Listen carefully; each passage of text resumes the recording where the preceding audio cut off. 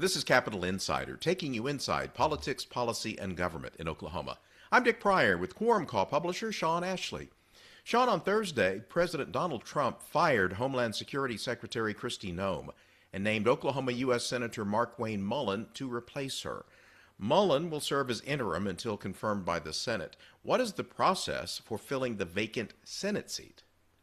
Once Mullin formally resigns, Governor Kevin Stitt will have 30 days to appoint an interim U.S. Senator. Now, there are some requirements for who he appoints. They have to be registered in the same party as Mullin, a Republican, for the past 5 years, and they must sign a declaration saying they will not run for the office in this year's election. Mullin's Senate seat is up for election this year, so there will not be a special election, but it will be contested in this year's election cycle. That Oklahoma law changed just a few years ago. It did. Prior to 2021, the governor was free to appoint whomever they wanted, and at certain times a special election would be held to elect someone to finish the remainder of the term. The 2021 legislation added the party requirements and the requirement that the person agree not to seek re-election to the seat.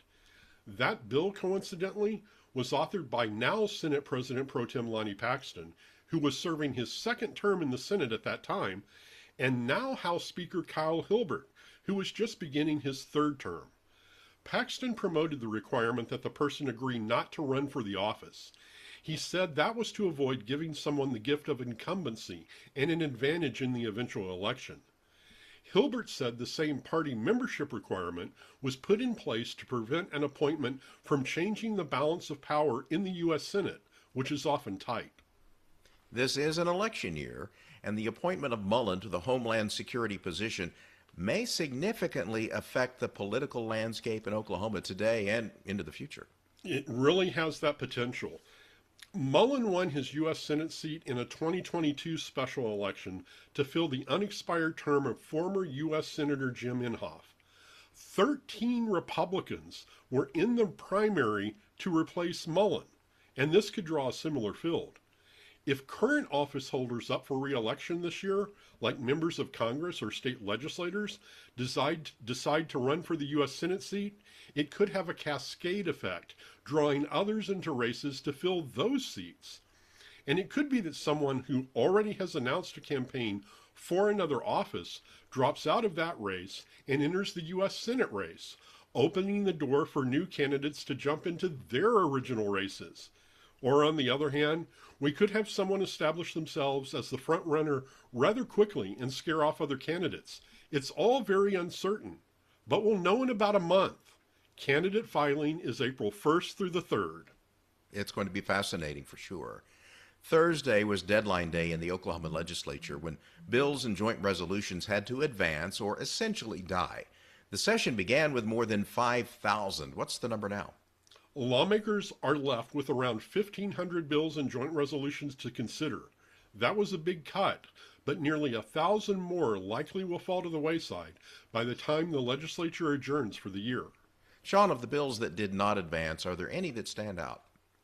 Governor Stitt called for the elimination of the Oklahoma Secondary School Activities Association, the OSAA, in his State of the State speech.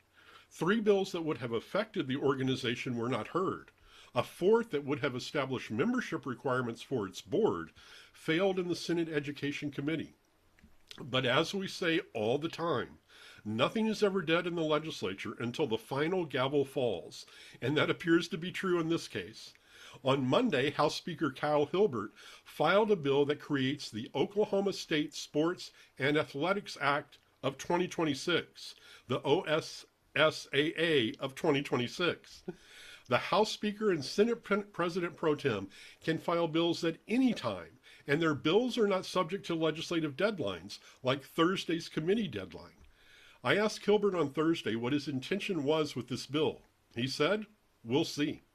With the deadline passed, what's coming up next at the Capitol? Lawmakers will be discussing and debating measures on the House and Senate floor for the next 3 weeks. The deadline for bills and joint resolutions to be heard on the floor of their chamber of origin, House bills in the House, Senate bills in the Senate, is March 26th, the week before candidate filing begins. Thank you, Sean. You're very welcome. For more information, go to quorumcall.online. You can find video of Capitol Insider segments on the KGOU YouTube channel. Audio and transcripts are at kgou.org. And look for Capitol Insider where you get podcasts. Until next time, with Sean Ashley, I'm Dick Pryor.